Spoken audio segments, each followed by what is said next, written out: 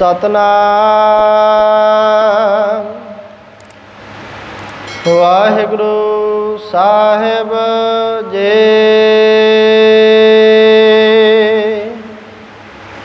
तनासरी महला पंजवा।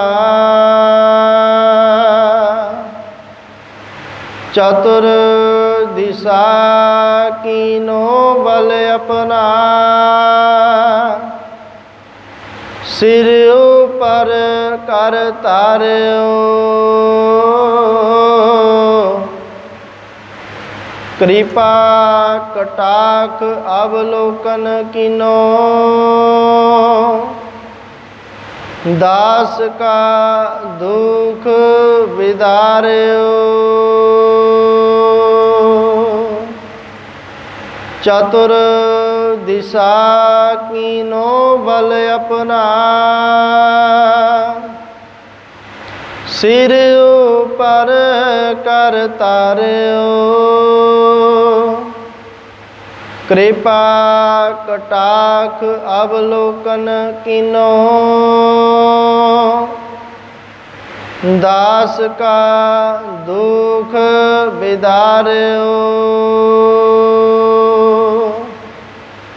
हर जन राखे गुर गोबिंद,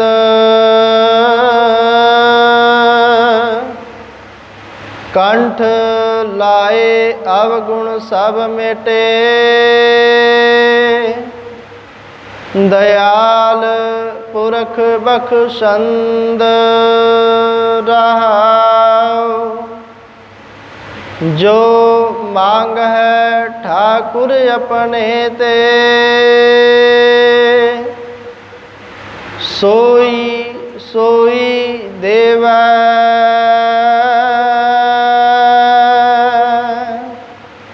नानक दास मुख ते जो बोलै।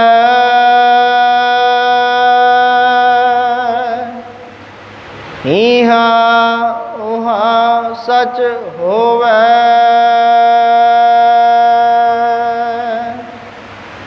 जो मांग है ठाकुर अपने ते।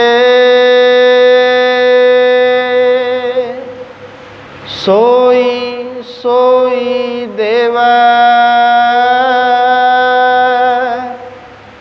नानक दास मुख ते जो बोलै।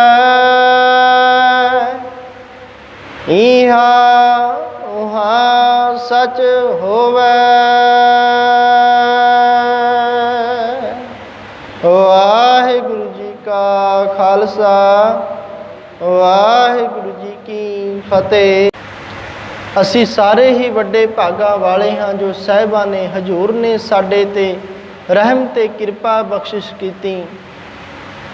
सानू समत बख्शिश करके अपने चरनां नाल जोड़दिया होया गुरु घर दियां हाजरियां भरन दे समर्थ कीता।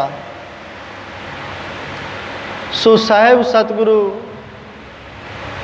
श्री गुरु अर्जन देव जी महाराज गुरु नानक देव जी की पंजवीं जोत तनासरी राग अंदर सानू समझाउणा कर रहे ने कि किवें सतगुरु जी दे नाल लग के किवें वो साडे पार उतारे वल सानू खिंची जांदा है जदों असी उस दे चरनी ढह पे। तनासरी महला पंजवा तनासरी राग अंदर गुरु अर्जन देव जी महाराज सानू ये बख्शिशां दे रहे ने।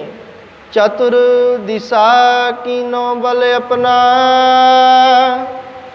सिर ऊपर कर तार्यो। चतुर दिशा कीनो बल अपना। जिस परमात्मा ने उस अकाल पुरख परमात्मा ने पूरी सृष्टि नूं अपने निगाहां दे हेठ रखिया। हर एक जीव जंतु दी वो सार रखदा है। उसने सब कुछ अपने वश अंदर रखा है। सिर ऊपर कर तार्यो। जिस दे सिर ते उसने मेरा प्रयाहत वो कृपा दृष्टि बना दी। फिर की होया? कृपा कटाक्ष अवलोकन कीनो, दास का दुख विदारियो। जदों उसने वो कृपा वाला मेरा भरिया वाला नज़र अपने उत्ते कर दिता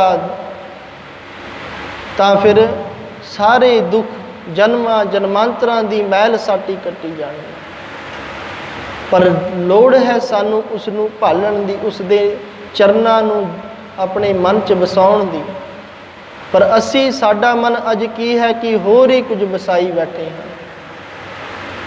मन अंदर पंज विकार बैठे ने, काम क्रोध लोभ मोह अहंकार, ਜਿਹੜੇ ਉਹ ਸਾਨੂੰ सतगुरु जी ਦੇ ਦੱਸੇ ਰਾਹਾਂ ਤੇ ਚੱਲਣ ਦੀ ਤਾਂ ਕਿ ਉਧਰ ਵੱਲ ਮੂੰਹ ਵੀ ਨਹੀਂ ਕਰਨ ਦਿੰਦੇ।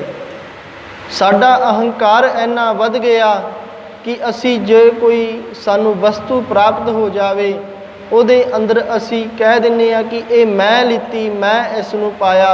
ਪਰ ਜਦੋਂ ਕੋਈ ਵਸਤੂ ਜਾਂ ਕੋਈ ਸਾਡੀ ਦੁਖਦ ਘਟਨਾ ਹੋ ਜਾਵੇ ਜਾਂ ਸਾਡਾ ਨੁਕਸਾਨ ਹੋ ਜਾਵੇ ਤਾਂ ਫਿਰ ਕਹਿੰਦੇ ਨੇ ਪਤਾ ਨਹੀਂ ਕਿਉਂ ਇਸ ਪਰਮਾਤਮਾ ਨੇ ਕਰ ਦਿੱਤਾ। ਸਾਨੂੰ ਉਸ ਦੇ ਭਾਣੇ ਨੂੰ ਸਮਝਣ ਦੀ ਲੋੜ ਹੈ, ਉਸ ਦੇ ਦੱਸੇ ਰਾਹਾਂ ਤੇ ਚੱਲਣ ਦੀ ਲੋੜ ਹੈ। ਫਿਰ ਜਿਹੜਾ ਸਾਡੇ ਮਨ ਵਿੱਚ ਉਸ ਪਰਮਾਤਮਾ ਦੇ ਚਰਨਾਂ ਦਾ ਓਟ ਆਸਰਾ ਹੋ ਗਿਆ, ਫਿਰ ਸਾਨੂੰ ਕੋਈ ਲੋੜ ਨਹੀਂ ਇੱਧਰ ਉੱਧਰ ਭਟਕਣ ਦੀ। ਕਿਰਪਾ ਕਟਾਖ ਅਵਲੋਕਨ ਕੀਨੋ ਦਾਸ ਕਾ ਦੁੱਖ ਵਿਦਾਰਿਓ। ਫਿਰ ਜਿੰਨੇ ਸਾਡੇ ਦੁੱਖ ਨੇ, ਜਿੰਨੀ ਸਾਡੀ ਉਹ ਮੈਲ ਸਾਡੇ ਤੇ ਚੜੀ ਹੋਈ ਹੈ, ਉਹ ਸਾਰੀ ਦੂਰ ਹੋ ਜਾਣੀ ਹੈ। ਹਰ ਜਨ ਰਾਖੇ ਗੁਰੂ ਗੋਬਿੰਦ। ਉਸ ਪਰਮਾਤਮਾ ਨੇ ਫਿਰ ਆਪਣੇ ਆਪ ਸਾਡੇ ਤੇ ਮੇਰਾ ਪ੍ਰਹਤ ਰੱਖ ਕੇ ਸਾਨੂੰ ਆਪ ਸਹਾਈ ਹੋ ਕੇ ਸਾਡੇ ਕਾਰਜ ਸਵਾਰਨੇ ਨੇ। ਕੰਠ ਲਾਏ ਅਵਗੁਣ ਸਭ ਮੇਟੇ, दयाल पुरख बख्शंद। फिर की होया, जदों उस परमात्मा दे सन्मुख असी खड़े होवांगे, फिर उन्होंने सानू गलवकड़ी च लैना है। कंठ लाई सानू गलवकड़ी, सानू गल नाल ला के साडे सारे अवगुण खत्म कर देने ने। अवगुण सब मेटे दयाल पुरख बख्शंद। साडे जिन्ने भी अवगुण ने, दोष ने, ऐब ने, वो सारे दूर हो जाएंगे सिर्फ उस सतगुर अकाल पुरख परमात्मा की कृपा सदका। जदों उसने अपनी वो मेहरा भरी दृष्टि वो नज़र साडे ते मार दी। रहाओ, रहाओ दा शब्दिक अर्थ थोड़ा ठहराओ दो, थोड़ा रुको, उसनू विचारो कि असी पहला की पढ़ लिया है तो किवें साडा जीवन विच उसनू धारना है। जो मांगे ठाकुर अपने ते, सोई सोई देवै। जिहड़ा जीव फिर जदों असी उस परमात्मा दे चरनां विच अपना स्थान बना लिया, फिर असी जो भी उस परमात्मा अकाल पुरख तो मंगते हाँ, फिर सोई सोई देवै। फिर वो अकाल पुरख परमात्मा साडियां हर इच्छावां हर जरूरतां पूरी करता है, क्योंकि वो है दद्दा दाता एक है, सबको देवनहार। देंदियां टुट ना आवई, अगनत परे भंडार। वो तो दाता देण वाला है, सर्वदातार है, उसदे खजानिਆਂ च कोई कमी नहीं। पर सानू ही जाच नहीं, साडा जीवन ही हजे इस तरह नहीं होया कि असी उस दी दाता अपनी झोली च पवा सकीए। साडी झोली इन्नी मजबूत नहीं, पर सानू करनी पैनी है। जो उस परमात्मा का मिलाप चाहना है, उसनू मिलना है, आत्मक आनंद प्राप्त करना है, उसके नाम नाल जुड़ना पएगा। बाणी नू विचार के, पढ़ के, सुन के, विचार के मन विच धारना है। तो जो सानू बाणी बख्श रही है, जिहड़ा राह दस रही है, उस राह ते असी तुरना है। फिर देखो आनंद किवें आंदा है। सिर्फ एक दिन असी गुरबाणी दे रस्से दसे हुए राह ते चल के वेख लईए ना, तो फिर सानू लोड़ नहीं रहनी किसी भी चीज़ां दी, वस्तुआं दी। वो आनंद, वो सुख सानू मिलणगे जिहड़ियां सानू कोई भी माया दे के, कोई भी चीज़ दे के नहीं मिल सकता। किन्नी भी माया कमा लीए, किन्ना भी बैंक का बैलेंस बना लीए, पर सानू चैन नहीं, फिर भी सानू नींद नहीं पैंदी। पर जदों आत्मा का मिलाप परमात्मा दे नाल हो गया, फिर सानू वो आनंद, वो रस प्राप्त होएगा, आत्मक रस, जिस दी सानू भाल है, जिस दी सानू लोड़ है। नानक दास मुख ते जो बोले, इहाँ उहाँ सच होवे। नानक दास फिर जो सतगुरु जी सानू वचन कर देणगे, जो बख्शिश कर देणगे, इहाँ उहाँ सच होवे। वो ऐथे उथे रखवाला, रब सतगुरु दीन दयाला। फिर साडी ऐथे भी रक्षा कर रहा है, तो उथे भी अगे जाके अगाह जाके भी सानू सुहेला करेगा। साडियां जरूरतां दातां सानू पता नहीं किन्ने भंडारे बख्शिश करेगा, पर साडी जिहड़ी नज़र वो अकाल पुरख परमात्मा नू देखण जोगी हो जाए, उसनू मन च वसाण वाली वो नज़र सानू मिल जाए। ये ताइयों संभव है। असी काम दे वस पै के, क्रोध दे वस पै के, पंज विकारां ने साडी मत मार दी। साडे ज्ञान इंद्रे सानू की स्पर्श दे रहे ने, किहड़े रस च असी सुन रहे हैं। किसी दी जिहड़ी सरवण करन दी शक्ति है वो कन्ना राही है, पर असी कुछ होर ही सरवण करी जा रहे हैं। चुगली निंदिया होर किसी दी बुराइयां ही सुनी जा रही हैं। जे उही वेला असी सतगुरु दे नाम नाल जुड़ के थोड़ी जी विचार भी बाणी नू सुन लीए, विचार लीए, साडा उही सफला जन्म हो जाएगा, उही घड़ी सफल हो जाएगी।